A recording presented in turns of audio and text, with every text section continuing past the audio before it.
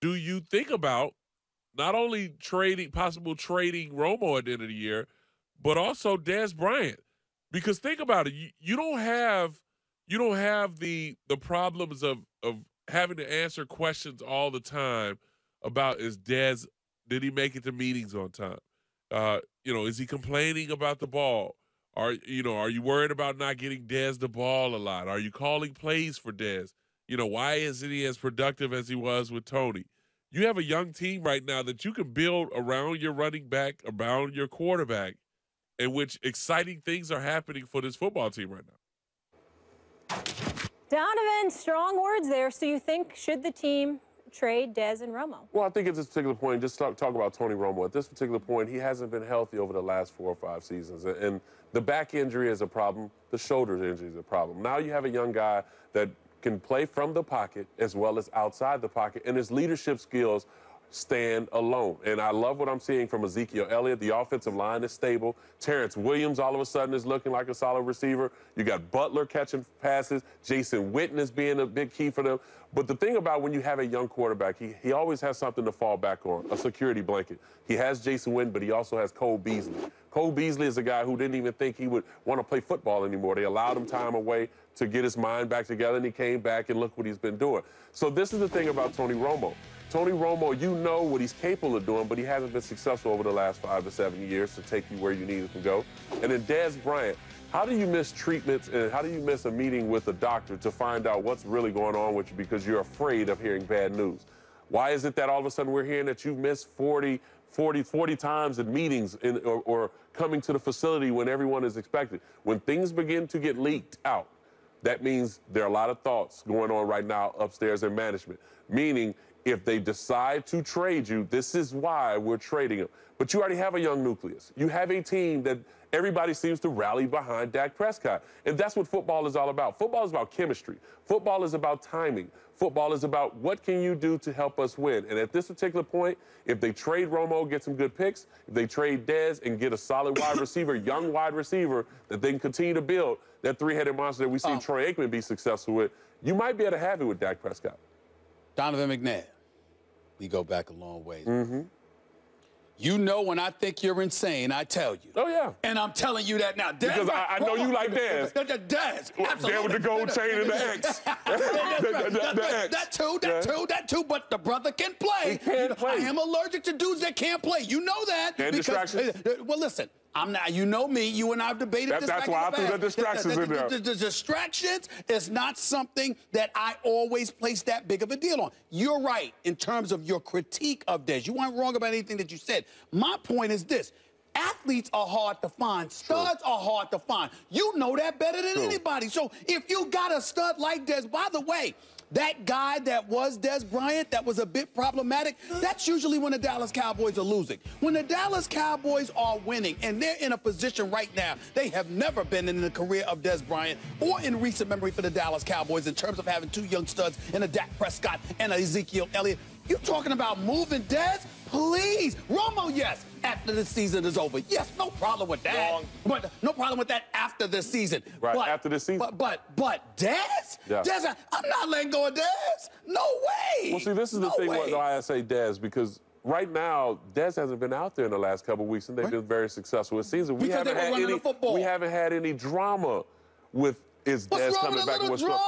Okay, yeah, but when you have a core nucleus of veterans, yeah, you can handle the drama. But they have a young team.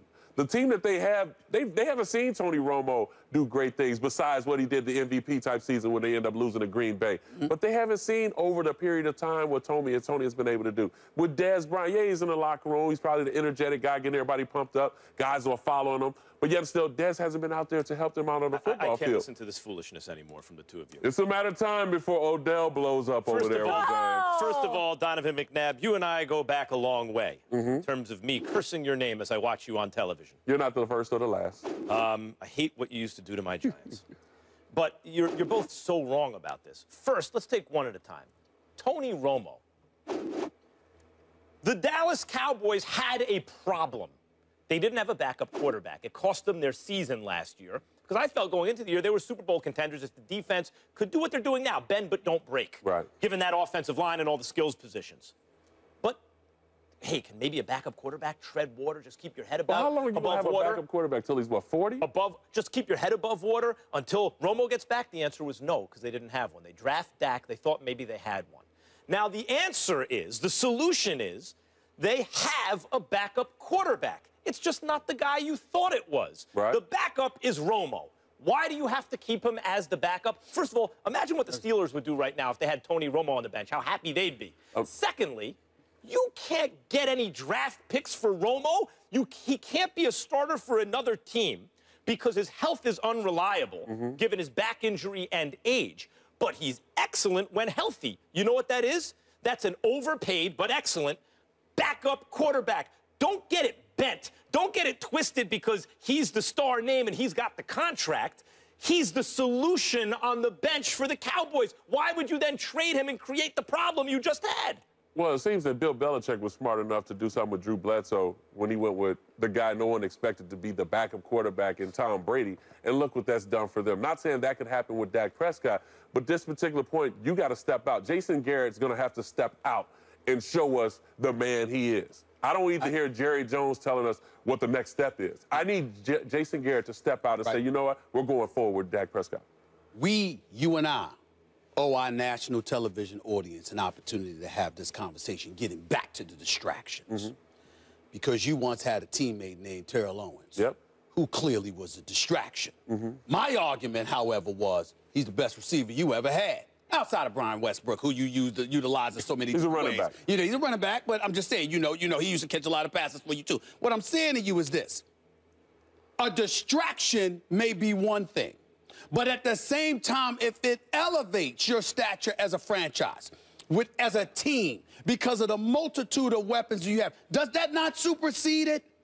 Does that not supersede the distraction? For the time being. Yeah. But for a long-term for a quarterback, it's going to become a problem because you know, just like I do, what it does to the locker room. Yes, I do. I mean, right now, it's nice in New York. For the Giants, but it's going to split up the locker room with Odell and Eli. Well, can't you wait? I mean, the Dallas Cowboys haven't won since 1995. They haven't won in 22 years. We want to wait 5 years and they don't make the playoffs, and then we talk about, well, maybe they should have. No. I'm talking about if you're Dallas and you're flowing right now and you're flowing in this direction for the first time in Lord knows how long, and you're looking at a level of consistency that could potentially kick in to your benefit, why disrupt that? Because you're worried about how he's going to act? Well, I didn't say trade him right now. I said wait till the end of the year. So this now gives Dez a chance to get back out on the football field and show us what he can do. You're wrong about Romo because you can't get anything for him and because he can back up at QB. I'm not sure you can't get anything. I'm not sure you can't get anything for Romo. I'm not sure you I'm not sure that either. Would you rather have a 7th round pick? Well, would you rather have Tony Romo or Jay Cutler on your team? How about that? Tony Romo. Thank you. Then you get something for You can get something for. No, because the Bears, who are looking to turn the page at quarterback, aren't about to bring in an injury-prone guy at $20 million a year. The job of a GM in the NFL is just price talent. And if you can't rely on a guy to be there all year, you're not going to hand a 35-year-old plus guy with a back injury. And my issue with you is you stuck on this Tony Romo thing. To me, Tony Romo is irrelevant right now. Des Bryant angle is far more important to me. Incorrect. There are two things. One, Romo should stay on the bench as the backup. You can't trade him. Two, you got to trade Dez because you're going to get a lot for him. Dez has trade value. But why trade him if he could be the stud for you, who produces for you, who gives you an additional weapon with Dak Prescott? Let's keep him on. Hold on, y'all. Let's keep this in mind, D. I mean, I see it. You see it. Dak Prescott. Well, listen. I don't. Here's the deal. They're winning without him. Dak Prescott. The Dallas Cowboys have the #2 rushing attack in the NFL. True. Yes, and they have a top 5 rated quarterback in QB rating, yes. But their passing attack isn't considered to be ultra formidable.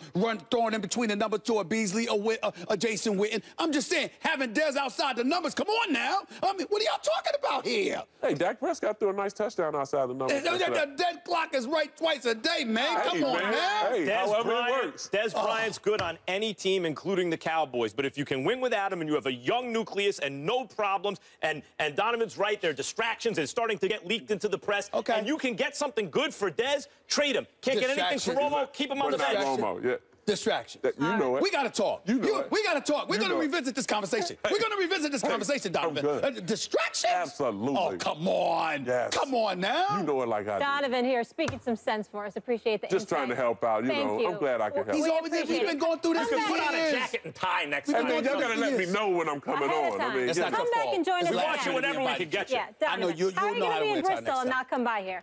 Thank you. Hope to see you again. All right. Distraction. Coming we up will next. talk about this again. Very well done. No applause. No. They got to earn their stripes. By the way, What? we gotta I need to see some of the ladies out there in these videos. Remember, Yes. you're gonna have a male and a female Yes, winner. So I need to females, see some stand up. ladies up in there as well. We know we've got viewers. All right. We want to see from them. I'm with Well, you. Thank listen. you for calling that out.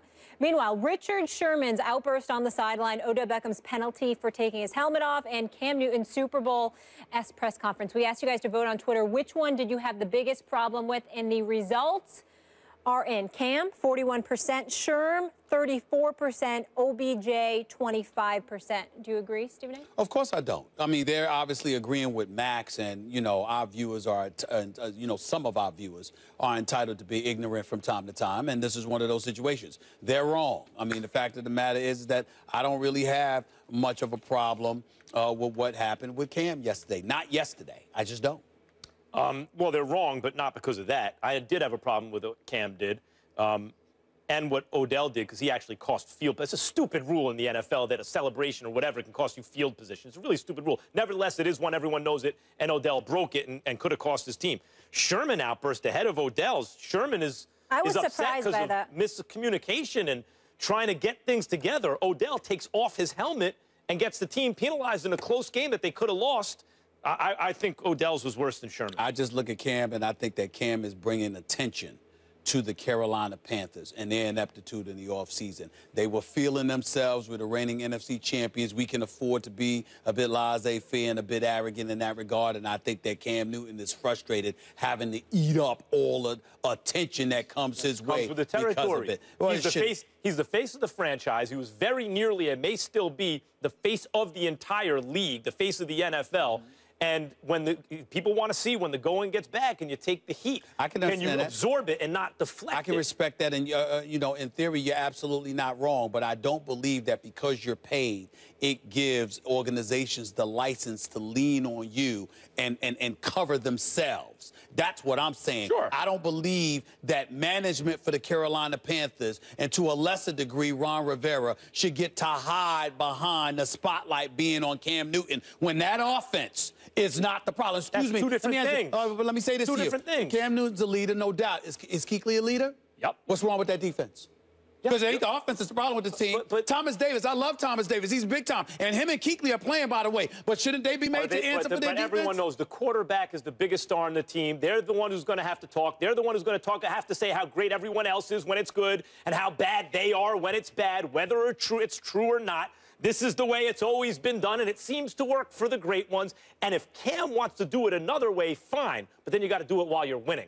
This can't come out just in bad times. This has to come out in good times, too. This is only coming out in bad times. Well, it's going to come out in bad times in terms of the organization leaving you hanging. When you know that the organization did what it's supposed to do and it's on you, then you have a valid point. But when you have to sit there and answer questions that are above your pay grade, when you have to sit up there and talk for a team that literally leaves you hanging because they don't sit up there and keep a Super Bowl championship contender intact, I think, and listen, I don't find anything extreme about what he did yesterday. That's the key that I'm saying here. If the blogs all came to you and said, Stephen A., what's it feel like to get whooped up on by Max all day, every day? Would you just not answer? No comment? Would you storm off? I absolutely. Or would you take it? I absolutely would, because I would have nothing to say. I would literally look at them and say, what the hell are you talking about? That's never happened. That's a very ignorant question on your part to sit there and think that I lose to Max Kellerman when I wax his behind every single day. That's a diluted answer, but it's an answer. I would sit up there and say that. You wouldn't just storm off and pout. Oh, no. I wouldn't pout, but I would storm off. Oh, let me tell you something right now.